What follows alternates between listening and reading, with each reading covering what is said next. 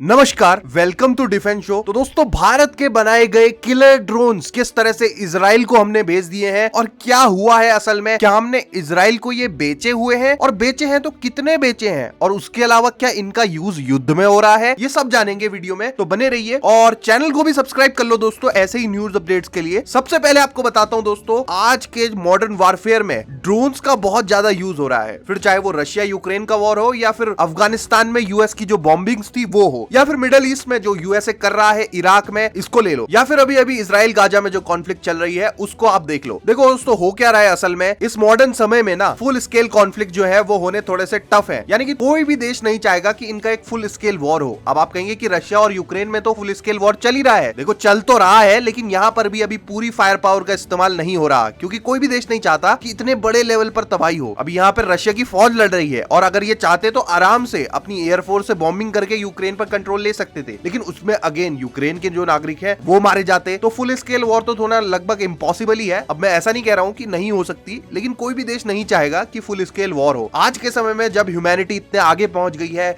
Super computers है हमारे पास, कितनी लेटेस्ट टेक्नोलॉजी है, हम लोग दूसरे ग्रहों में, प्लैनेट्स पे जा रहे हैं, मार्स पे अपने बेसिस बना रहे हैं, चांद के लिए मिशन कर रहे हैं, अलग अलग ग्रहों के लिए मिशन कर रहे हैं। टेक्नोलॉजी इतने आगे बढ़ गई है ऑल टुगेदर, और इतना आगे बढ़ने के बाद अगर हम आपस में ही लड़ते रहते हैं ना, तो ये ऑल टुगेदर ह्यूमैनिटी के लिए बिल्कुल ठीक नहीं है। नाउ हम लोग ऐसा सोचते हैं, लेकिन दुनिया में कई सारे लोग हैं जो इस तरह से नहीं सोचते। तो हमें उनसे खुद को बचाने के लिए भी तैयार रहना पड़ता है। ये नहीं कि हम लोग तो बहुत आगे बढ़ गए जी, हम तो लड़ेंगे ही नहीं, ऐसे दुनिया नहीं चलती, लड़ना पड़ता है। तो बात करते हैं इजराइल और गाजा में जो हो रहा है। असल में इजराइल हमास के बीच ये युद्ध चल रहा है और इसमें दोनों साइड ही हजारों जाने जा चुकी है ना। ऑब्वियस सी बात है कि इजराइल एक डेवलप्ड देश है और ये अपने नागरिकों को बहुत ज्यादा वैल्यू करते हैं, और स्वाभाविक सी बात है कि अगर हमास के आतंकी इजराइल के अगर 100 नागरिक मारते हैं तो इजराइल बदला लेने के लिए 5,000 या 10,000 मार गिराएगा। और दोनों साइड्स में ही अगर बताऊं तो ऐसा नहीं कि कोई भी साइड बहुत ही मासूम या इनोसेंट है, या फिर कोई एक साइड ही यहाँ पर एग्रेशन कर रही है, ऐसा बिल्कुल नहीं है। दोनों ही साइड से युद्ध चल रहा है और दोनों ही साइड में मौतें हो रही हैं। और इसी बीच ये खबर आई है कि भारत ने इजराइल को ये जो हर्मीज किलर ड्रोन्स हैं ये एक्सपोर्ट कर दिए हैं। जी हाँ, करीब 20 की संख्या में हमने ये ड्रोन दिए हैं। अब अगेन इसके बारे में थोड़ा सा आपको बता देता हूँ, ये काफी घातक यूएवीज है। सर्विलेंस के साथ साथ ये बॉम्बिंग्स के लिए भी यूज किए जा सकते हैं। और आप जो यूएस का MQ-9 रीपर ड्रोन है ना, उसी तरह से इस ड्रोन को मानिए। असल में बात क्या है कि